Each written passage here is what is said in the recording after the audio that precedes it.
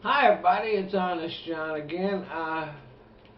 It's really interesting watching the debate going on in the Republican Party since the election.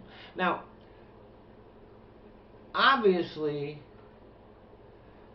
many Americans were sending a message to several messages to the GOP, and some of them really seem to have gotten it, but a whole lot sure haven't. Most notably, Mitt Romney really hasn't gotten the message. Mitt has no clue why he lost. Rather than examine his failure as a candidate to connect with most Americans, he would rather believe that a vote against him was a moral failure on the part of the electorate. A vote against Mitt Romney was actually a triumph of the American electorate.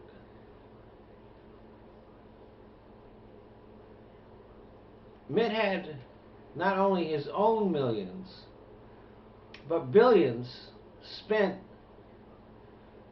by unscrupulous and corrupt fat cats to get him in the White House. And the American people didn't buy that bullshit. The failure wasn't the American people's, the failure was Mitt's and the Republican Party. Let me explain something.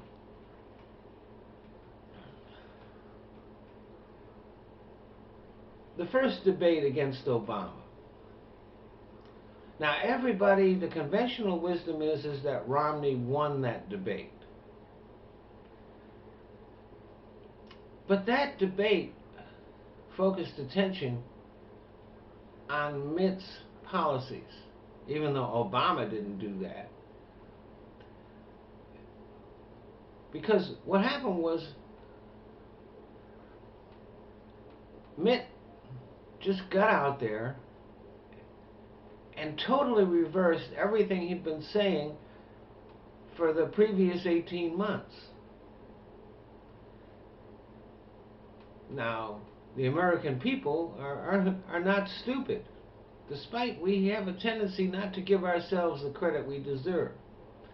They picked up on that. So even though he won that debate on style, that was the beginning of his downfall. And that was compounded by Mitt Romney making this grand claim that he was going to do all this stuff, but then he wasn't able to say how he would do it. The math on his financial stuff didn't add up. So how he actually was going to get to where he was going to go, he never told us. And the reason why was because he had no idea. And it didn't take long for the American people to figure that out. Paul Ryan, worse choice for president than Sarah Palin. At least Sarah Palin was able to carry her state.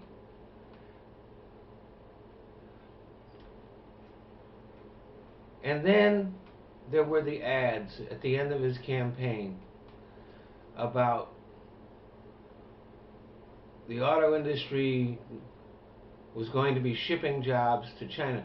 These ads were so obviously false that they just branded Romney as a liar. And when he refused to pull them after they'd been totally debunked, the American people got a little bit pissed. One thing about Americans, even when we are fools, we don't like being treated like fools. And Mitt Romney was obviously trying to treat us like a bunch of fools. Now, the Tea Party says that the reason the GOP lost was that they didn't nominate a true conservative. While it's a fact that Mitt Romney is not a true anything, Tea Party candidates in this last election did even worse than Romney did. Even in red states, the Tea Party darlings weren't just beaten, they were routed. Allen West, Joe Walsh, Todd Aiken, Richard Murdoch, and many others now on the dustbin of history. Quite likely, Romney's attempt to embrace the Tea Party in the primaries cost him dearly in the general election. But the Tea Party is going to dominate the GOP for a long time, which means they are going to struggle in national elections. Michelle Bachmann may have a safe seat in her district, but every time she speaks to the press, the image of the GOP takes a hit on the national stage. Bobby Jindal said, "We can't be the party of stupid, but having cultivated the stupid vote, that's not going to end soon." Having blithering idiots on the House Science Committee is going to provide comedians with material for years to come, all at the expense of the Republican Party.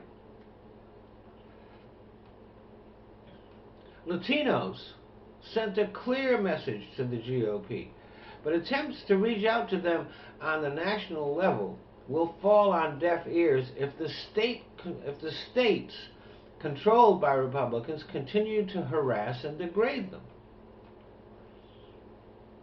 And having spent years cultivating the racist vote, there's going to be a battle in the party if they try to change that. Women sent a clear message: keep your mitts out of our panties. But the religious right is another dominant force in GOP politics, and they aren't going away. Pro-choice Republicans will still have a hard time getting through the primaries. So how does the GOP recover from their defeat in the last election? To put it simply, they don't. The next big battle for the GOP is not against the Democrats.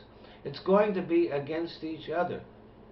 It's going to be a battle of pragmatic conservatives versus ideological conservatives, and it's going to last a few years.